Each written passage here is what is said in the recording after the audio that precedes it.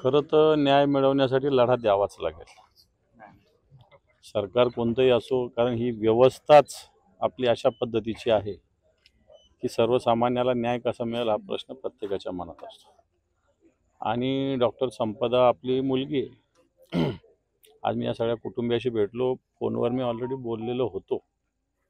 परंतु मला असं वाटतं डॉक्टर संपदाच्या रूपानं अनेक मुली, अनेक महिला यांच्यावर असे प्रसंग येऊ शकतात किंवा आलेले असतील. म्हणून आपण संपदा मुंडेंचं तसं पाहायला गेलं तर एक या व्यवस्थेशी लढता लढता झालेलं बलिदान असं म्हणता येईल याला. आणि म्हणून हे बलिदान एका दबावाखाली वेगवेगळं काम, चुकीचे काम करायला भाग पाडणं, अशी जी व्यवस्था आहे आपली, हिच्या विरोधात लढणारी एक डॉक्टर आहे. आणि म्हणून हिला न्याय मिळाला पाहिजे, भूमिका निश्चित आहे. कुटुंबियात एक सर्वसामान्य कुटुंब आहे, हे शेतकरी कुटुंब आहे, सर्वसामान्य कुटुंब आहे. या कुटुंबातून एक मुलगी असं डॉक्टर होती. खरं तर अभिमानाची गोष्ट आहे गावासाठी, कुटुंबासाठी. असं झालेलं असताना त्या मुलीवर अशा प्रसंग वाटतं येणं हे दुर्दैवी आहे. पण निश्चित आम्ही सगळे मिळून या सगळ्या प्रसंगात या कुटुंबाबरोबर तर राहूच, पण तो डॉक्टर संपदा मुंडे यांना कसा न्याय मिळेल याच्यासाठी सुद्धा प्रयत्न करू. आता सरकारने SITची मागणी मान्य केली नाही केली मला माहिती नाही. एक सदस्य नेमला, तो SIT म्हणून नेमला, पण तो नेमावा याच्यासाठी निश्चित आम्ही लढा देऊ. सरकारशी बोलू, माननीय मुख्यमंत्र्यांशी बोलू, आणि मला असं वाटतं तेही न्याय देतील. आपण जर पाहिलं तर 10 ते 12 दिवस झाले त्या घटनेला, आणि पोलीस आणि आरोग्य विभाग हे दोन व्यवस्था आहेत.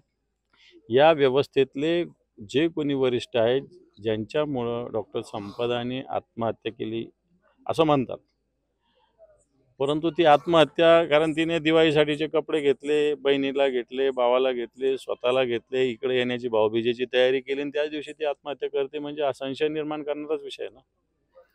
आणि म्हणून या गोष्टी थांबत नसतात, लपत नसतात. वेळ जरी झाला तरी संपदाला न्याय मिळेल यासाठी आपण सगळे मिळून लढा देऊ असं मला तरी वाटतं. तपासी यंत्रणावर त्यांच्यावरती त्या संबंधित जे पोलीस स्टेशन आहे तिथली जी पोलीस कुटुंब देखील सांगते आणि समाज देखील. हे बघ, तिथलं पोलीस स्टेशनवर तर कोणाचाच विश्वास नाही. जे फलटणचं पोलीस स्टेशन म्हणजे निव्वळ राज्यकर्त्या लोकांच्या घरी पाणी भरणारी व्यवस्था आहे, त्याच्यामुळे त्यांच्यावर तर विश्वास ठेवता नाही. परंतु सगळ्याच पोलिसावर अविश्वास पण नाही व्यक्त करण्याला. पोलीस दलामध्ये अनेक प्रामाणिक चांगले अधिकारी आहेत. भले ते फलटणमध्ये नसतील, फलटणमध्ये असतील पण ते काम करू शकत नसतील, परंतु या महाराष्ट्रात अनेक चांगले अधिकारी निश्चित ते याचा चांगला तपास करू शकतात.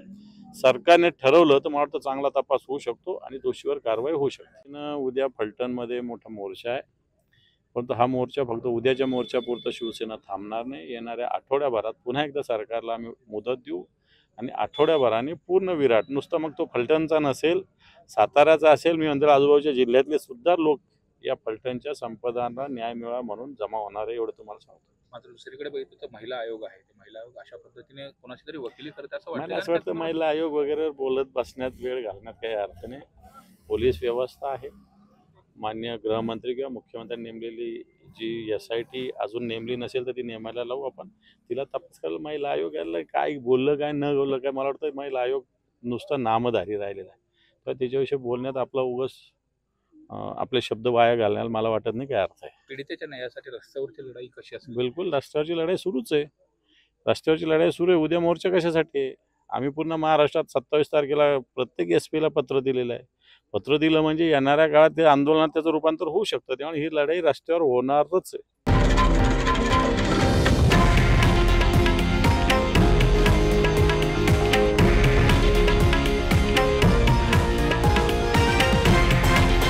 हे आहे देशातील नंबर 1 न्यूज नेटवर्क, आणि आपण पाहत आहात TV9 मराठी, एकमेव.